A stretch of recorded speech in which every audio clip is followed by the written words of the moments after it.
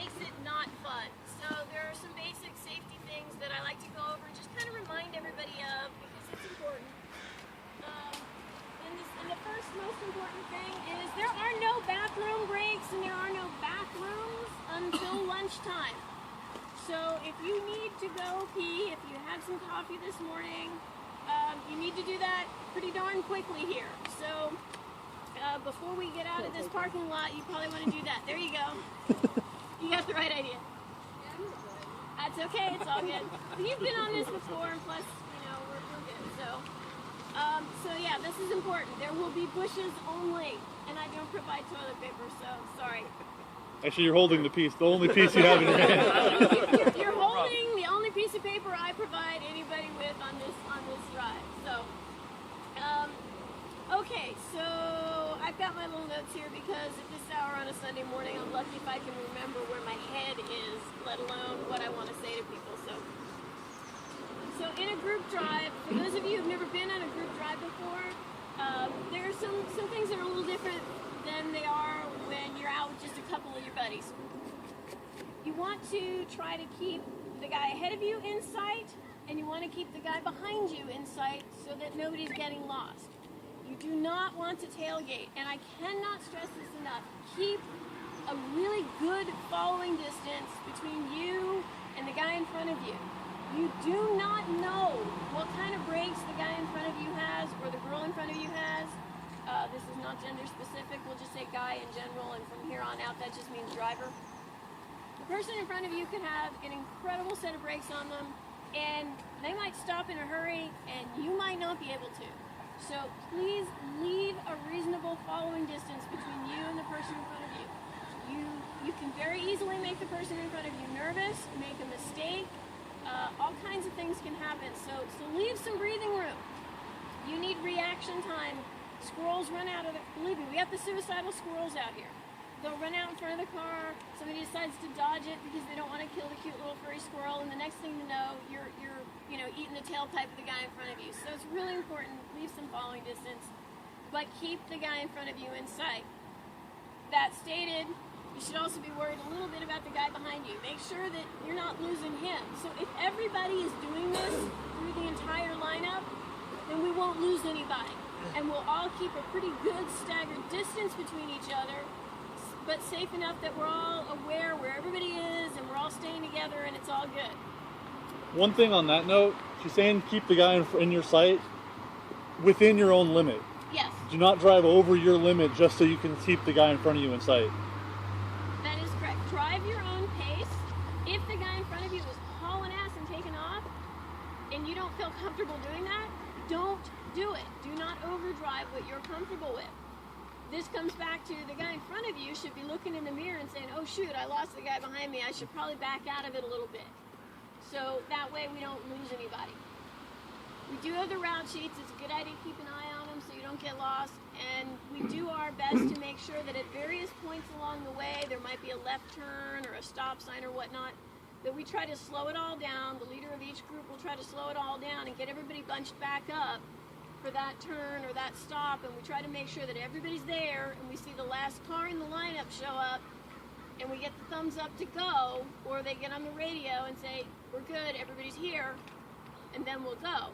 So we try to do that to make sure we don't lose anybody, but it's always good. Something can happen. Somebody's driving along, they get a flat, something, whatever happens. If you don't see the guy behind you at the next stop point, we got to be concerned about what happened back there. So keep an eye, but don't overdrive what you feel comfortable with. This is not a race. There are no prizes at the end. What this is about is having a good time. Sharing the road. There's a lot of law enforcement out this morning. I've already seen 3 CHP just driving over here. So I don't know what gives, but I got a couple of comments from some folks that were out driving yesterday. They let me know that there was a lot of law enforcement presence out yesterday. So maybe it's because it's the summertime, maybe it's that super moon thing we got going on. I don't know, whatever the reason. But there's a lot of law enforcement out this morning, so we're going to take it easier than we might normally do, just because we got to be Nobody wants to get a ticket out here. Nobody wants to draw extra attention to ourselves. So that being said, just don't be stupid. Don't do anything that's going to draw extra attention to us. We'll get to the whole double yellow line thing in a minute. So sharing the road, there are going to be other cars out there who are going to be out doing what we're doing. Be aware that they may not be very talented drivers behind the wheels of those cars. And they might cross the double yellow or whatever might happen in front of you. Leave yourself some oh shit room going through a corner. There's motorcyclists out there. They got a right to the road like we do. There's bicyclists out there. They're actually one of the biggest things you have to worry about is the bicyclists. They have a right to the entire road, just as much as any other vehicle does. They have a right to the entire road. You could come around a corner and they could be in the center of the road, and they have that right. So just be aware that that can happen, and you got to be able to be prepared to take appropriate action when that occurs. So leave yourself that oh shit room. Sometimes there's joggers out. We've driven through some areas where there have been horses. We come around a corner and there's a horse. Well, hello there. That could do some damage. So, various wildlife that's out there frequently. So we just got to be aware of that. They have a right to the road. And even if they don't have a right to the road, you don't want to hit them. It's not fun. So, speed limits on the straightaways. There are several areas that are long straightaways. For instance, PCH. We will be at the speed limit on those straightaways. You will be bored to tears. But we do that because in those areas, that's where the CHP hang out. When I was driving up here just a minute ago, there's a CHP that was hanging out at that entrance right over there. And he's just watching people coming down the hill and ticking them as he's going. I mean, he lit it up. Yep. He lit somebody up just as I was driving up. So, and that the straightaways is where we keep it slow. Like I said, it might seem boring, but that's where they nail you because it's so easy to go way over the speed limit, and then that's where they get you. That's where you get your tickets. It's not to say you can't get tickets in other areas, but that's the most vulnerable area. Stop signs and red lights. All stop signs do come to a full and complete stop. They will hang out. There's a couple intersections where CHP or Sheriff's Department will hang out right near where the intersection is, and they're just waiting for us to roll the stop sign so they have a reason to pull you over and ticket you. Same thing with the red lights. We got a red light, come to a full stop. Debris, double yellow. Yeah, this is my big pet peeve. And this is part of the don't be stupid thing. Double yellow lines, don't cross them. Whatever you do, don't cross the double yellow. And I'm hoping you're recording this so that way I don't ever have to repeat this again, right? Yeah, we'll just put it up on no, let's not put it up on YouTube. I'll put it on the forum. You'll post. Safety Nazi bitch. Did I say that? So, yeah, double yellow is my pet peeve, and quite honestly, I think it's justifiably a pet peeve. Don't cross the double yellow. Really bad things happen when you cross the double yellow. Totally setting aside that if you get a ticket for crossing the double yellow, you're looking at somewhere on the order of a $500 fine. Totally setting that aside, and the points on your license and what that does to your insurance and everything. Crossing the double yellow is just asking for trouble because you just don't know what's coming the other way. That person might be doing the exact same thing you're doing crossing, and then that's it. You've got a head-on collision at a cumulative speed of probably 70 miles an hour, if not more. You're going to be dead, and I really don't want to have to be cleaning up that mess. It's just not fun. So don't cross the double yellow. Motorcycles will be coming through. You guys have all seen the Cardiac Mouse videos where, motorcycles just on it real hard and he comes through and he just blows it or whatever happens, a little bit of debris, whatever, and he comes through the corner. The motorcycle the bike gets out from under him, and the next thing you know, it's in the oncoming lane. Or worse, the actual rider is sliding through the oncoming lane. And just imagine what that would be like if there's a car coming the other way. So, and if that car is you, it doesn't matter if it's somebody else's fault. You don't want to hit them. So, just stay away from the double yellow.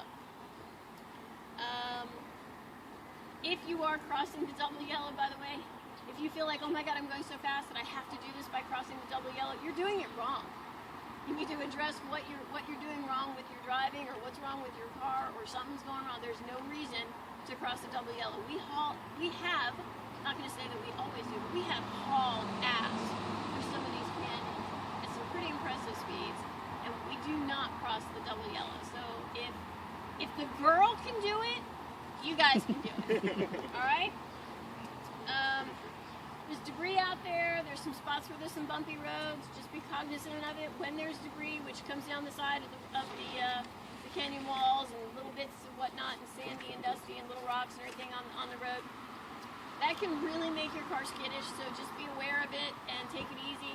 Sometimes you come around a corner and there'll be a rock, about yo big, size of a football on the road. Be cognizant that can be out there. So that's the leave a little bit of oh shit room. We already talked about bicyclists. Just be nice to them. They'll be nice to us. Don't be snots to them, because they actually carry cell phones and they will call it in, and then law enforcement comes and finds us. I've actually watched them do that at the top of the snake. Somebody does something stupid and there's the bicyclist. Stops, picks up the phone, and calls up law enforcement. So, and they actually give good descriptions of the cars too. So speaking of tickets, if as we're driving along somebody happens to get pulled over and is being ticketed, don't stop as a group with that person.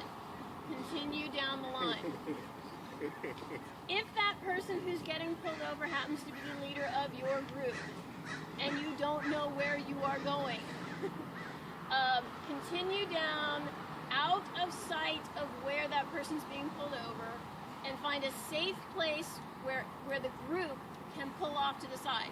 Not where 2 or 3 cars can pull off, but where the whole group of you can pull off. And get way off of the road and then wait. If the second person in line does know where they're going and can continue on to the next appropriate stop point, like maybe the top of the snake or whatnot, then do that. But don't stop with the person who's getting ticketed, because that's kind of asking for trouble. Because the cop can walk over there and say, you're in this group too, you're doing the same thing, I'm going to give you a ticket too. And then they start looking at your car, and if you're not strictly legal and all of that. So just let that person deal with their issue. By the way, if you are given the ticket, say as little as possible to the cop. Don't answer questions like, hey, you guys having a big group here? Is this some kind of car club? No, don't answer that. Just out for a Sunday drive. That is completely true. You are out for a Sunday drive. You don't necessarily need to give them information that says, yeah, go look for this whole group, that's going to be driving fast through the canyons. That's the last thing you need to say. The less you say, the better off you are. Really and truly, the less you say.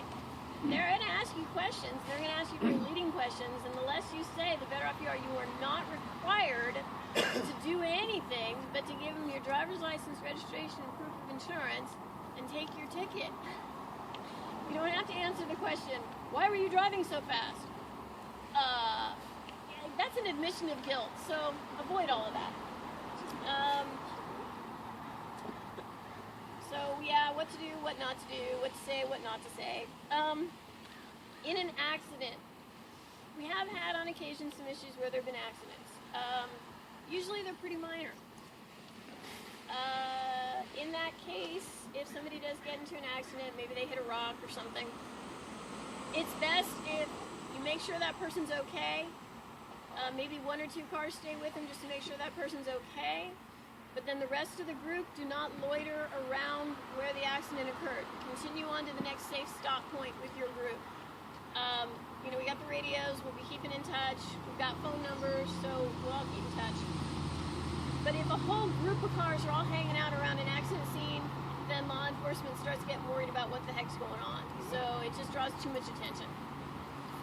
In the event of a major accident, same rule basically, just make sure the person involved is okay.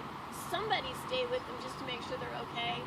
And then let whoever's the leader of the group that you're in know that something bad has happened. I'm not going to say that we've been completely without incident.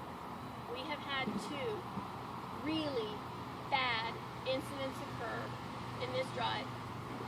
We went for 3 years straight with nothing major, and then all of a sudden on one drive, 2 bad accidents on the same drive. It was an ugly, ugly day.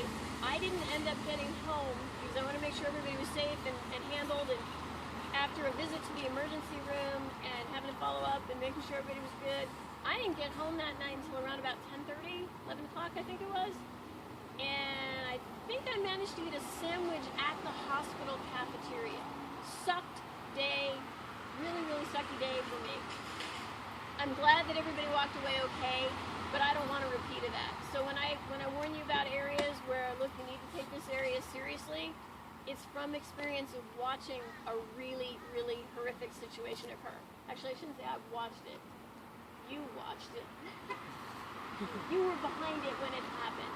So, choice of mine, don't do by him. Yeah, there you go. Actually, he came through it unscathed, so I guess he's a good guy to be around.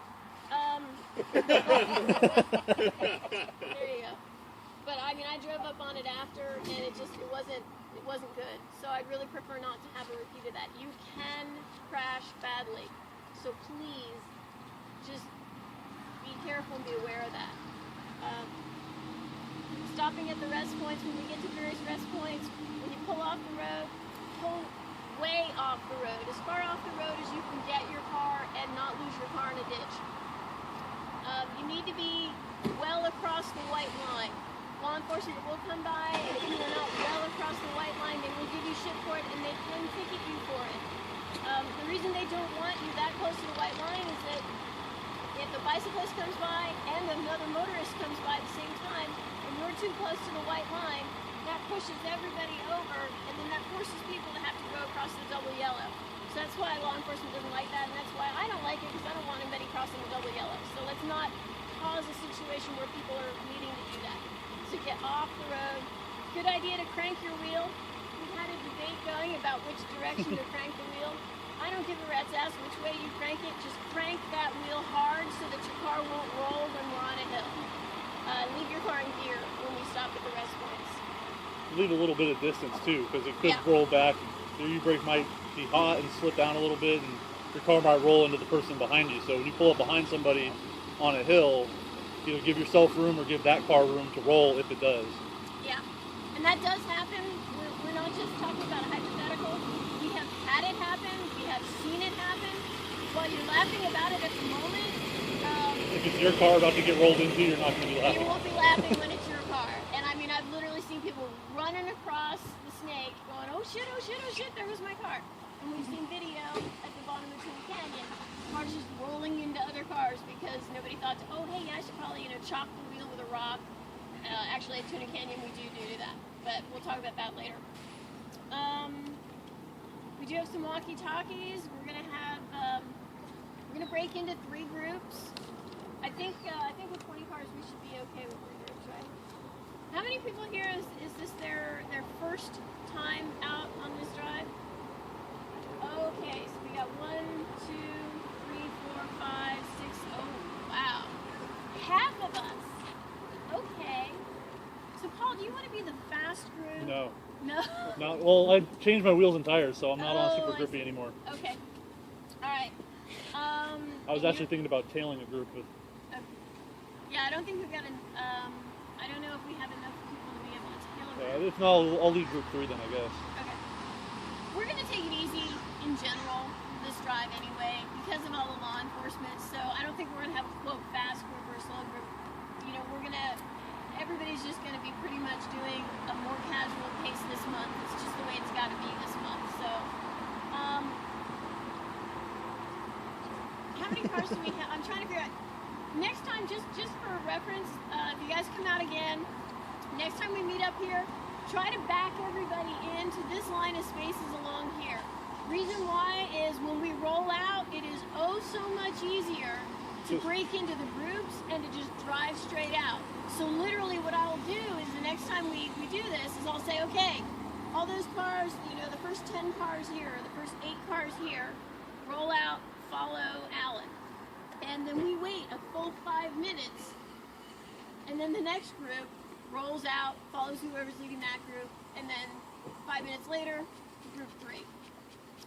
So it's easier if we all roll out from this section here. So for today, what I'm going to suggest, we've got 1, 2, 3, 4, 5, 6. Yeah. We've got 6 people here. We're fairly evenly dispersed over in between those 2 aisles over there. Alan and Paul, what do you guys think of if we take that line that's the farthest line over where the 2 girls are standing, and that group goes with either you or Alan or me? I'm actually thinking just divide it over here. What's that? Divide it over here. On this side, you guys come with me, you and Paul. Okay, I did not follow that at all. It's not about like right now. You Like want actually everybody to line up now and then we'll Yeah. roll it out that way? Okay, cool. If we can get everybody to pull over here so that way we can get everybody lined up. The person itself. yeah, he's talking Yeah. about like right now. Like literally that line Oh. he's standing at, blue shirt over is him. Okay. You to Oh. Shane is you, and then I got plaid this way. Did you just call him Chain? He's got a gold chain on. He's the only one wearing a chain right now. Identify him, you know, I mean, okay. Yeah, I mean, we can do that. All right, so we've got 1, 2, 3, 4. You just let them drive up on your own, aren't you? I joke with him because I mean he's been on these drives a lot and he knows the roads pretty well and he tends to boogie. Anyway, okay, so then we got 1, 2, 3, 4, 5, 6. We have 7. Okay, so the black CRZ, where are you parked? Right here. Okay, so the black CRZ that's parked right over here, right behind the thing where the carts are, or would be. That's going to be this group of cars over here. So 1, 2, 3, 4, 5, 6. 8. Yes. Okay. Anybody else want to go in the front row? Well, I mean, What's that? 6 is. I mean, we got how many? 7? Did you say here? 20? Yeah. 25. 25. 25. All right, so we probably get at least 1 more or 2 more in the first group. Okay, so 1, 2, 3, 4, 5, 6, 7. Okay. Okay, well, we got that over there. Who's going to be the tail end in your group? We need somebody to be tail end in the group. Oh, great. Thanks. Okay. Who's going to be tail end in your group? You need a walkie-talkie?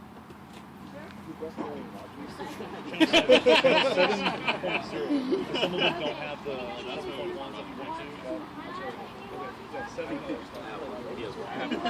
Okay, so we're on channel 70.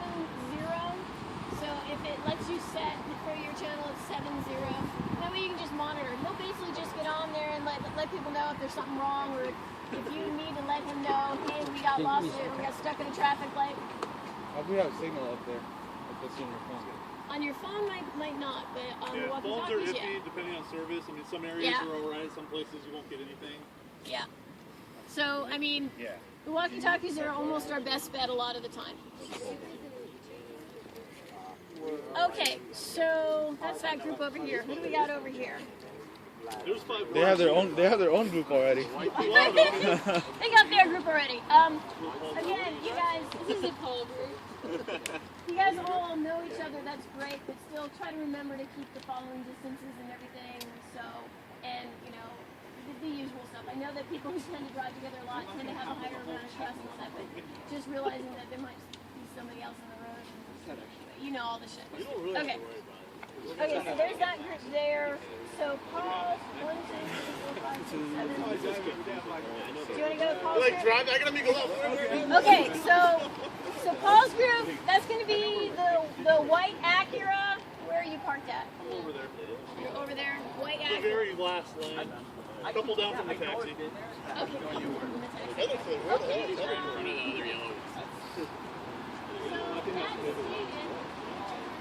You've got walkie-talkie. You're now designated. Heather Cliffs is person in the lineup in back. That's the road that leads Okay. inside the road. So that leaves me with this group here. 1, 2, 3, 4, 5, 6, 7, 8. Okay, so it's going to be a slightly bigger group. I'm in this car here. Who wants to be tail end of this group? Somebody volunteer. Wow, I'll do I it. got like 3 volunteers. All right. You got the exciting gadget. I'll let you. Exciting gadget. Maybe you should. E-cigarette, that's great. E-cigarette. What is that? All right. Oh, it is.